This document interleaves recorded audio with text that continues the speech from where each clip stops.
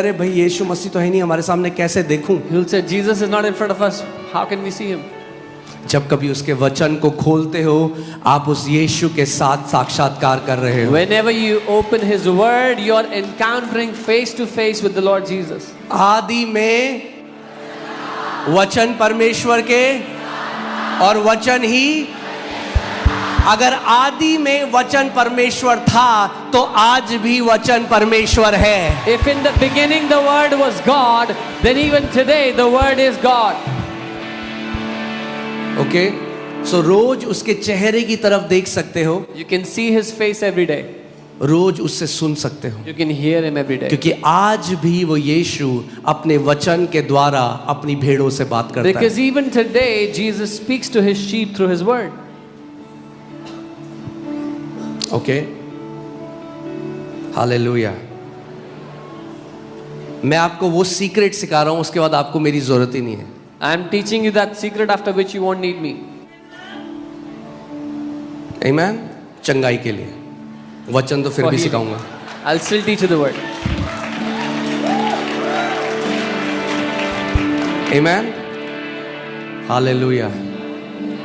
मैं आपको बता रहा हूं, तो दवाई मैं लगाता हूं वो दवाई कहां से मिलती है, I am telling you the कि medicine अगली that बार I use. आप भी वो दवाई अपने पास रखो हमेशा। I am telling you the medicine that I use. Where do I get it from? So you can keep it with you next time. आमीन। ये मेरी इच्छा है This is my कि इस desire. कलीसिया का एक भी व्यक्ति बीमार ना हो। That not even one person in this church would be in any sickness. आमीन। और हम वो होते हुए देख रहे And हैं, we are seeing that happen. और पूरा प्रकटीकरण इसका होगा यीशु के नाम में। And this will fully manifest in Jesus' name. आमीन। Amen. जो यहाँ रोपे गए हैं वो बीमार नहीं पड़ेंगे, नए जो आएंगे बीमार वो चंगे हो जाएंगे, फिर वो भी नहीं पड़ेंगे। Those who are planted here will not fall sick. The new people that will come, when they are sick, they will be healed, and then they will also not be sick. Hallelujah, आमीन। प्रकाशित वाक्य 5 उसका 10. Hallelujah, आमीन। मैंने आपको पिछले Sunday भी कहा था, यीशु मसीह हमें भक्त बनाने के लिए नहीं आया, I told you last week, Jesus didn't come to make us devotees, हमें राजा बनाने के लिए आया। but to make us kings. Okay, साथ में पढ़ें। us पहले read इंग्लिश together. में पढ़ते हैं, फिर हिंदी में पढ़ेंगे। Okay okay, 1 2 3 and have made us. Okay, एक मिनट, इसको मैं धर्म के चश्मे से पढ़ता हूं। Let me read it from the lens of religion. And one day when we go to heaven, then he will make us kings and priests. और एक दिन जब हम स्वर्ग जाएंगे तो हमें वो राजा और याजक बनाएगा. हाँ, बस अगर ऐसे ही वचन जान लोगे तो गलत शिक्षा कभी नहीं आएगी जीवन में। That's it. If you know the word like this, there'll never be a wrong जब teaching in your life सुनोगे again. कुछ तो अंदर से आना चाहिए, नो वचन में ये नहीं लिखा है। When you hear something from within, you will hear, nahi, this is not what the word says. आमीन। चाहे वो कोई भी हो, मैं भी सिखाऊं कुछ जो वचन में नहीं लिखा तो बोलना, नो ये ग्रहण नहीं करेंगे, क्योंकि आपसे भी ऊपर हमारी अथॉरिटी वचन से आती है। Even if I teach something, that is not from the word, you should say no, because our greatest authority is the word. Okay, so क्या लिखा है? हम काल पे ध्यान देंगे। We will look at the tense used here. हाँ,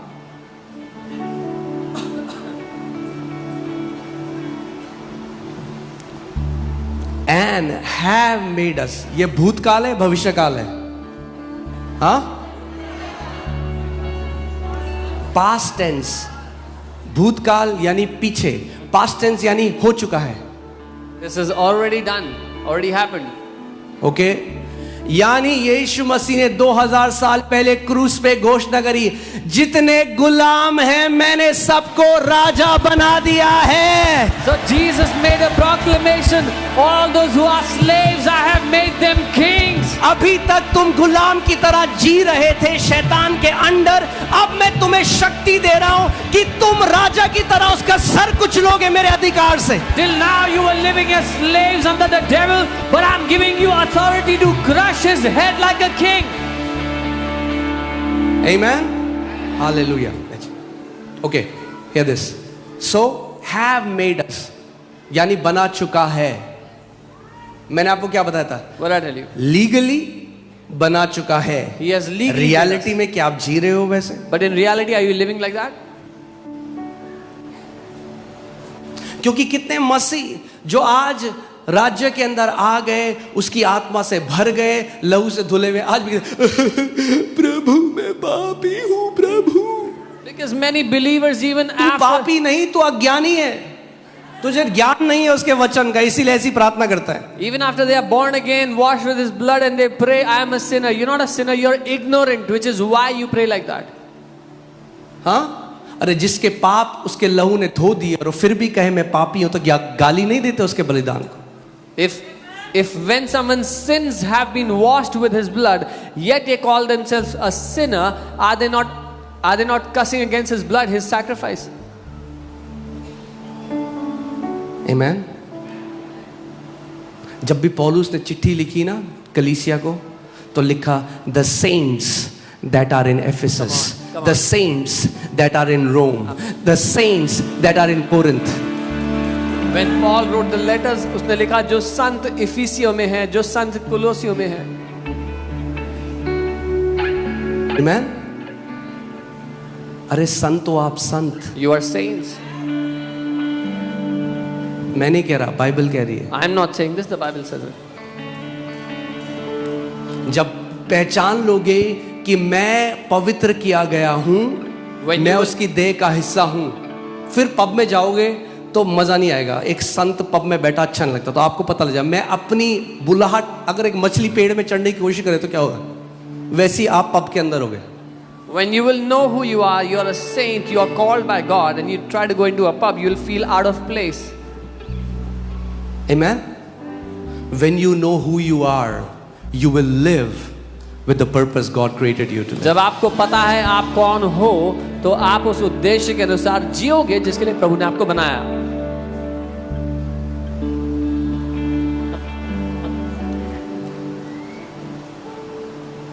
मेरी मम्मी बताती है जब मैं छोटा था तो जैसे नहा धो के आया, साफ कपड़े पहने, हाँ, उसके बाद बच्चे खेल रहे होते थे ना, तो बुलाते रहे आजा खेल, मैं कहता नहीं नहीं मुझे नहीं खेलना, मेरे कपड़े गंदे हो जाएंगे।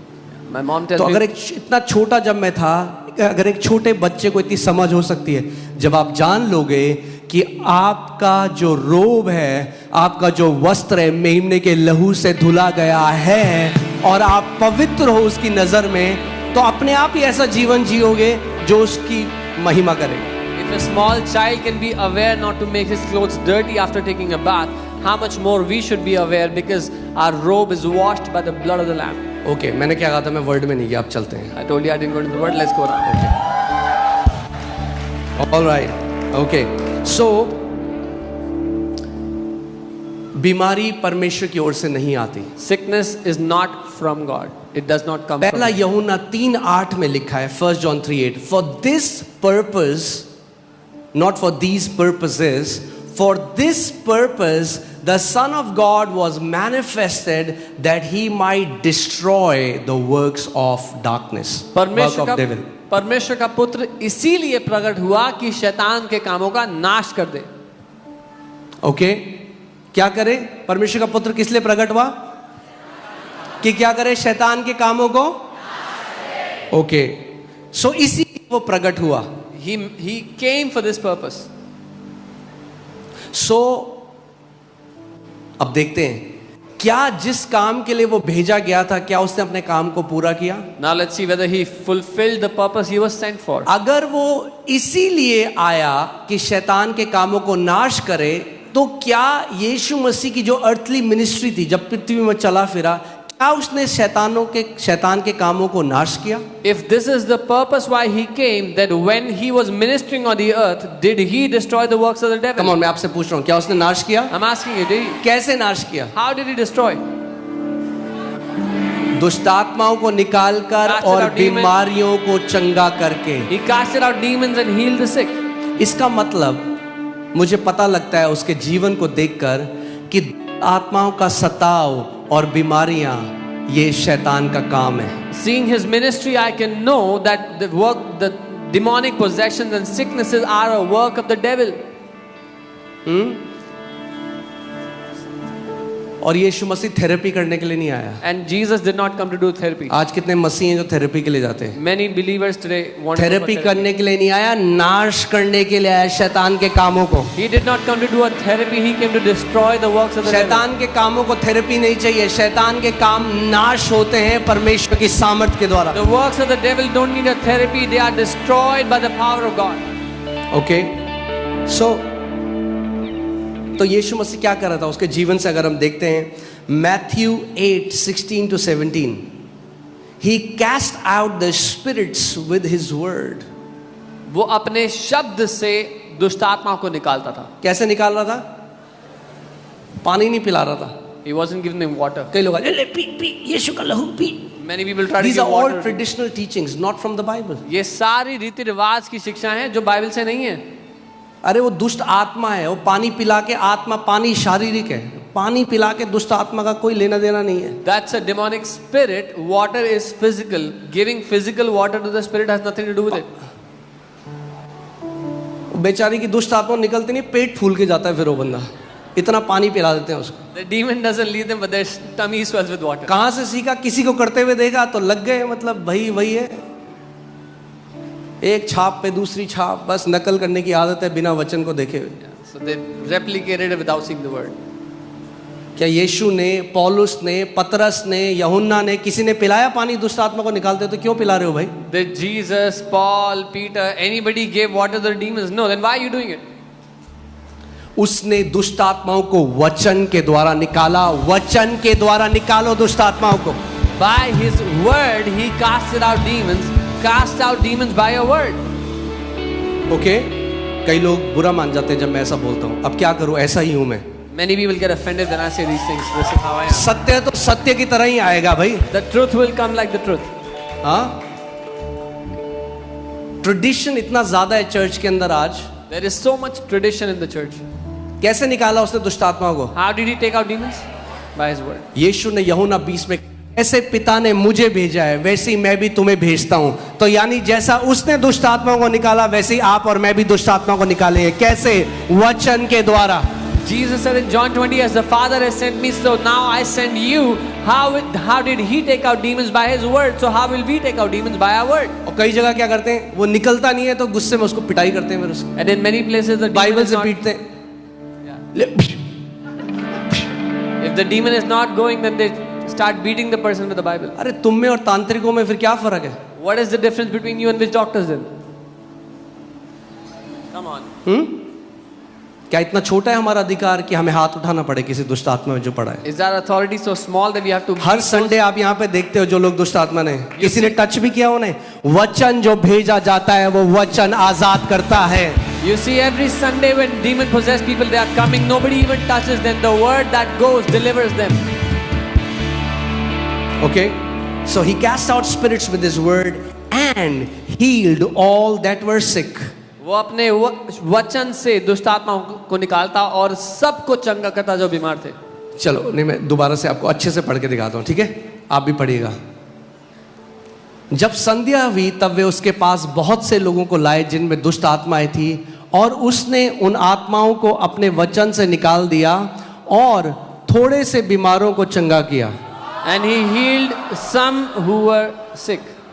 अच्छा, और उन बीमारों को चंगा किया जो परमेश्वर की इच्छा थी, जिनको चंगाई मिलनी चाहिए थी।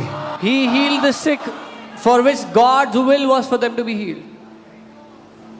उन बीमारों को चंगा किया जो विश्वास योग्यता से दशवांश देते थे कलीसिया में। He healed those who gave tithe in the church faithfully. क्योंकि अगर दशवांश नहीं दिया तो परमेश्वर निकाल लेगा बीमारियों में। ये शिक्षा नरक की तरफ से है, उसके वचन की तरफ से नहीं है। This teaching is from hell. If you don't give a tithe, then God will take it out in hospitals. दशवांश हफ्ता नहीं है, ना है परमेश्वर माफिया है।